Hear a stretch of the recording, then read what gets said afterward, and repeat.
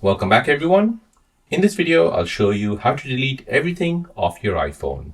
So if you're selling your iPhone or maybe you're giving it away to a relative or a friend and you want to delete everything off it, but you want to make sure your data has been backed up, then let me show you how to do this. So first, you want to go ahead and open up settings. Next, you want to go ahead and tap on your name here. Then tap on iCloud. Now you want to scroll down until you see iCloud Backup. So currently it's switched off. Go ahead and tap on it. And now go ahead and enable backup this phone. Now this will turn on the backup feature. Go ahead and tap on backup now.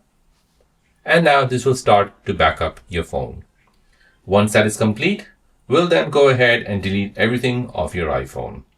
So let me return once this is completed.